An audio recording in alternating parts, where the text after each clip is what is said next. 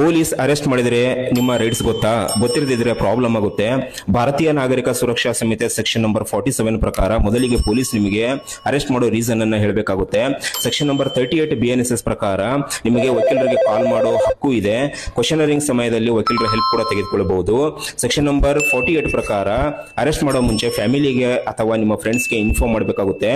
Section number 58 ಪ್ರಕಾರ arrest ಮಾಡಿದ ವ್ಯಕ್ತಿಯನ್ನ 24 ಅವರ್ಸ್ ಒಳಗಡೆ ಕೋರ್ಟ್ ಮುಂದೆ ಪ್ರೊಡ್ಯೂಸ್ ಮಾಡಬೇಕಾಗುತ್ತೆ.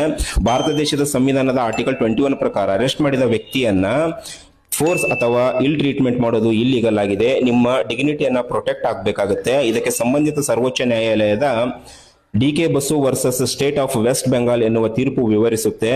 ತಿಳಿದಿರಲಿ, ರೈಟ್ಸ್ ಗೊತ್ತಿದ್ರೆ ಸೇಫ್, ಫಿಯರ್ ಬೇಡ, ನಾಲೆಜ್ ಬೇಕು. ಇನ್ನು ಹೆಚ್ಚಿನ ಮಾಹಿತಿಗಾಗಿ ನಮ್ಮ ಯು ನೋ ಲಾ ಪೇಜ್ಗೆ ಫಾಲೋ ಮಾಡಿ. ಧನ್ಯವಾದಗಳು. ಪೊಲೀಸ್ ಅರೆಸ್ಟ್ ಮಾಡಿದರೆ ನಿಮ್ಮ ರೈಟ್ಸ್ ಗೊತ್ತಿರದಿದ್ರೆ ಪ್ರಾಬ್ಲಮ್ ಆಗುತ್ತೆ.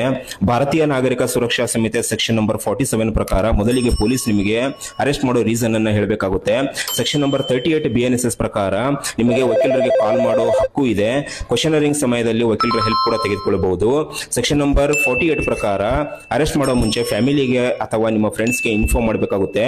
ಸೆಕ್ಷನ್ ನಂಬರ್ 58 ಪ್ರಕಾರ ಅರೆಸ್ಟ್ ಮಾಡಿದ ವ್ಯಕ್ತಿಯನ್ನ 24 ಅವರ್ಸ್ ಒಳಗಡೆ ಕೋರ್ಟ್ ಮುಂದೆ ಪ್ರೊಡ್ಯೂಸ್ ಮಾಡಬೇಕಾಗುತ್ತೆ. ಭಾರತ ದೇಶದ ಸಂವಿಧಾನದ ಆರ್ಟಿಕಲ್ 21 ಪ್ರಕಾರ ಅರೆಸ್ಟ್ ಮಾಡಿದ ವ್ಯಕ್ತಿಯನ್ನ ಫೋರ್ಸ್ ಅಥವಾ ಇಲ್ ಟ್ರೀಟ್ಮೆಂಟ್ ಮಾಡೋದು ಇಲ್ಲಿಗಲ್ ಆಗಿದೆ. ನಿಮ್ಮ ಡಿಗ್ನಿಟಿಯನ್ನ ಪ್ರೊಟೆಕ್ಟ್ ಆಗಬೇಕಾಗುತ್ತೆ. ಇದಕ್ಕೆ ಸಂಬಂಧಿತ ಸರ್ವೋಚ್ಚ ನ್ಯಾಯಾಲಯದ DK Basu versus state of West Bengal ಎನ್ನುವ ತೀರ್ಪು ವಿವರಿಸುತ್ತೆ. ತಿಳಿದಿರಲಿ, ರೈಟ್ಸ್ ಗೊತ್ತಿದ್ರೆ ಸೇಫ್, ಫಿಯರ್ ಬೇಡ, ನಾಲೆಜ್ ಬೇಕು. ಇನ್ನು ಹೆಚ್ಚಿನ ಮಾಹಿತಿಗಾಗಿ ನಮ್ಮ ಯು ನೋ ಲಾ ಪೇಜ್ಗೆ ಫಾಲೋ ಮಾಡಿ. ಧನ್ಯವಾದಗಳು.